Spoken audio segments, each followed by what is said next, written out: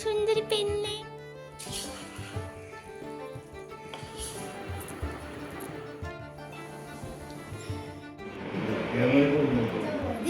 വീടെടുക്കാനില്ലേ?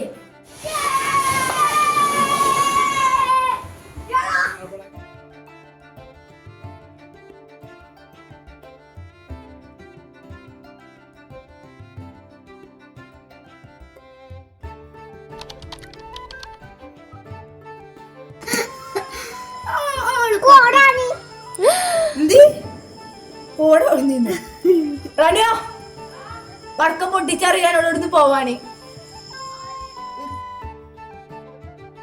ഇഷ്ടപ്പെട്ടോ? ഇഷ്ടപ്പെട്ടോ?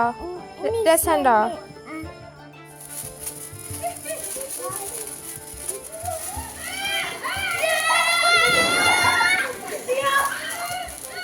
ഇപ്പം നിങ്ങൾ കണ്ടുകൊണ്ടിരിക്കുന്നത് ഇതിൻ്റെ തലേ ദിവസത്തെ കാഴ്ചകളാണ്. മെസ്സി പുഡിംഗ് ഉണ്ടാക്കാനുള്ള പ്രിപ്പറേഷനിലാണ്. ഞാൻ എല്ലാവർക്കും മൈലാഞ്ചി ഇട്ട് കൊടുത്തു കഴിഞ്ഞ് ഇനി നമുക്ക് പോയിട്ട് ഉറങ്ങാം. നാളെ കാണാം. അങ്ങനെ നമ്മുടെ പെരുന്നാൾ ദിവസമായിട്ടുണ്ട്. ഇന്നലെ രാത്രി കിടക്കാൻ നല്ല ലേറ്റ് ആയിരുന്നു. 1 മണിയൊക്കെ കഴിഞ്ഞിട്ടുണ്ടായിരുന്നു. എല്ലാവർക്കും മൈലാഞ്ചി ഇട്ട് കൊടുത്ത് കഴിഞ്ഞപ്പോഴത്തേക്കും അതുകൊണ്ട് തന്നെ നീക്കാനും കുറച്ച് ലേറ്റായിപ്പോയി. അതിന് മെച്ചിൻ്റെ വക ചീത്തൊക്കെ കിട്ടിയിട്ട് കിച്ചണിലേക്ക് പോയി നോക്കിയപ്പം അവിടെ മെച്ചി നല്ല ഫുഡൊക്കെ ഉണ്ടാക്കുന്ന തിരക്കിലാണ്. ഇന്ന് മെച്ചി സ്പെഷ്യലായിട്ട് ഉണ്ടാക്കുന്നത് സുർബിയാൻ റൈസാണ്. ഇതുവരെ ഉണ്ടാക്കി വെക്കാത്തൊരു ഡിഷാണ്. ആദ്യമായിട്ട് ഉണ്ടാക്കി കൊടുക്കുകയാണ്. അപ്പോൾ ഇത് അവിടെ ഫുഡ് ആയിക്കൊണ്ടിരിക്കുന്നു.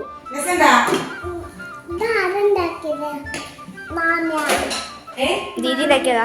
മാമി ഉണ്ടാക്കിയത്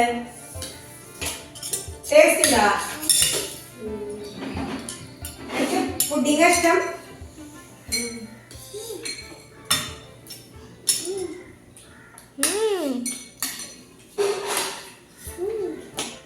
അങ്ങനെ ചെറിയ ചെറിയ സഹായങ്ങളൊക്കെ ചെയ്ത് കൊടുത്തിട്ട് ഞാൻ പോയി കുളിച്ച് വന്നത്. പുതിയ ഡ്രസ്സൊക്കെ ഇട്ടു. പുതിയ ഡ്രസ്സ് ഇട്ടാൽ പിന്നെ മിററിൻ്റെ മുമ്പിൽ കുറച്ചൊക്കെ ഞാൻ നിൽക്കണമല്ലോ. പുതിയ ഡ്രസ്സൊക്കെ അല്ല, അതിൻ്റെ ഒരു പൊലിവാണ്.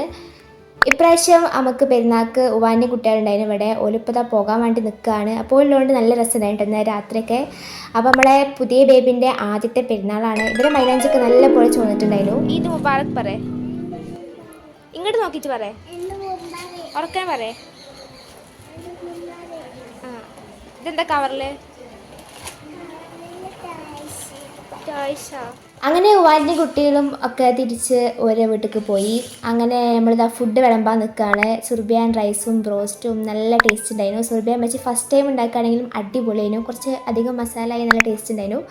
പിന്നെ പുഡിങ് പൈനാപ്പിൾ പുഡിങ് ആയിരുന്നു ഉണ്ടാക്കിയത്. ഞാൻ പൊതുവേ ഭയങ്കര ഫാൻ ഡെസേർട്ടിൻ്റെ, അതുകൊണ്ട് എനിക്ക് നല്ല ഇഷ്ടമാണ് ഇതൊക്കെ തിന്നുന്നത്. പിന്നെ പായസം ഉണ്ടായിരുന്നു. എല്ലാ പ്രാവശ്യവും നമ്മൾ സേമിയ പായസം അല്ല അങ്ങനെയൊന്നുമില്ല, എന്നാലും ഇപ്രാവശ്യം നമ്മൾ ചെറുപ്പയർ പരിപ്പ് പായസമാണ് ഉണ്ടാക്കിയത്. പിന്നെ ഡ്രസ്സ് ഓൾറെഡി ചേഞ്ച് ചെയ്തിട്ടുണ്ടായിരുന്നു. പിന്നെ കുറച്ച് ലിപ്സ്റ്റിക് ഇട്ട് പിന്നെ ഓർണമെൻറ്റ്സ് ഒക്കെ ഇട്ടൊന്ന് കുറച്ച് നേരം അങ്ങനെ ഇരുന്ന് എന്തായി മേക്കപ്പൊക്കെ പിന്നെ പോകാൻ നേരത്തിടാ വിചാരിച്ചു. ഉമ്മച്ചിൻ്റെ വീട്ടിലേക്ക് പോകുമ്പോൾ ഇടാ വിചാരിച്ചു. പിന്നെ നമ്മൾ തറവാട്ടിൽ പോയി അവിടെ നിന്ന് ഉമ്മമ്മാൻ്റെ സേമിയ പായസം കുടിച്ചു. ഉമ്മമ്മ ആ പുതിയ മാക്സി ഷോളൊക്കെ ഇട്ടിരിക്കുകയാണ്. കഥയിലെ രാജകുമാരിയും ഗോപകുമാരനും ഒന്നാവാൻ പുഴയിലെ പൊന്നോളങ്ങളിൽ അവരൊഴുക്കി ദീപങ്ങൾ കരളിൽ. ഉവാൻ്റെ ഒരു നേരത്തെ പോയതുകൊണ്ട് തന്നെ ഓലപ്പോൾ ഫോട്ടോ എടുക്കാൻ പറ്റില്ല. പിന്നെ കുഞ്ഞാൻ്റെ എത്തിയിട്ടില്ലേനു. പിന്നെ ആപ്പ ഒരു ഗൾഫിലാണ്. അപ്പോൾ അത് കഴിഞ്ഞ് ഞങ്ങൾ ഉപ്പാൻ്റെ ഉമ്മമാൻ്റെ ഒപ്പം ഫോട്ടോ ഒക്കെ എടുത്ത് കഴിഞ്ഞിട്ട് ആദ്യം നുസ്രേമൻ്റെ വീട്ടിൽ പോയി. അവിടെ നിന്ന് നല്ല ഇളനീർ പായസം കുടിച്ചു. അത് കഴിഞ്ഞ് ഇപ്പോൾ നമ്മൾ നജ്മാമൻ്റെ വീട്ടിലുള്ളത്. അവിടെ നമ്മൾ ഫ്രൂട്ട് സലാഡൊക്കെ കഴിച്ച് ഇപ്പോൾ നമ്മൾ കൈനോട്ടേക്ക് ഉമ്മച്ചിൻ്റെ വീട്ടിലേക്ക് പോകാൻ വേണ്ടി നിൽക്കുകയാണ്.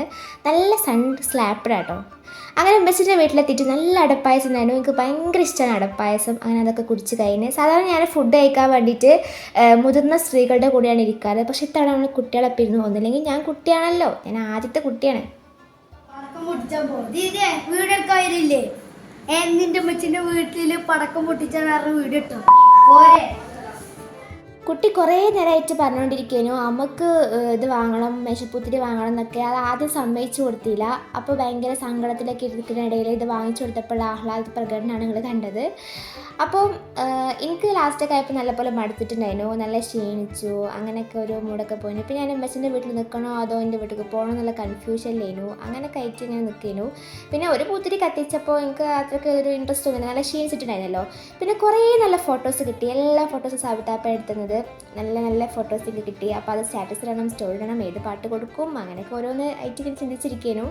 പിന്നെ ഇപ്രാവശ്യത്തെ ഇതിൻ്റെ പ്രത്യേകത എന്ന് വെച്ചാൽ ഏറ്റവും സ്പെഷ്യാലിറ്റി പറഞ്ഞാൽ ഇപ്പച്ചി നാട്ടിലുള്ള ആദ്യത്തെ പെരുന്നാൾ, പുതിയ വീട്ടിലെ ആദ്യത്തെ പെരുന്നാളുള്ളത്. എൻ്റെ ഓർമ്മയിൽ ഇപ്പച്ചി ലാസ്റ്റായിട്ട് ഞാൻ അപ്പച്ചൻ്റെ കൂടെ പെരുന്നാൾ കൂടിയത് 7ാം ക്ലാസ്സിൽ പഠിക്കുമ്പോഴായിരുന്നു. അപ്പം അങ്ങനെ ഒരു സ്പെഷ്യാലിറ്റി ഉണ്ടോ ഈ ഒരു പെരുന്നാൾക്ക്. പിന്നെ നമ്മൾ ഇത് പെരുന്നാളുടെ പിറ്റേ ദിവസം ഈ കുട്ടികളുടെ ആഗ്രഹം പ്രമാണിച്ച്, ഈ കുട്ടികളല്ല വേറെ 2 ആൺകുട്ടികളുണ്ടല്ലോ, ഓരോ ആഗ്രഹം പ്രമാണിച്ചിട്ട് നമ്മൾ വീണ്ടും പൂത്തിരിയൊക്കെ കത്തിക്കാൻ ഇത് നല്ലപോലെ എൻജോയ് ചെയ്തിട്ടുണ്ടായിരുന്നു. കാരണം ക്ഷീണമൊക്കെ മാറിയല്ലോ. അപ്പോൾ ഇതൊക്കെയായിരുന്നു ഇന്നത്തെ വിശേഷങ്ങൾ. അപ്പോൾ അടുത്ത വീഡിയോയിൽ കാണാം. Bye bye.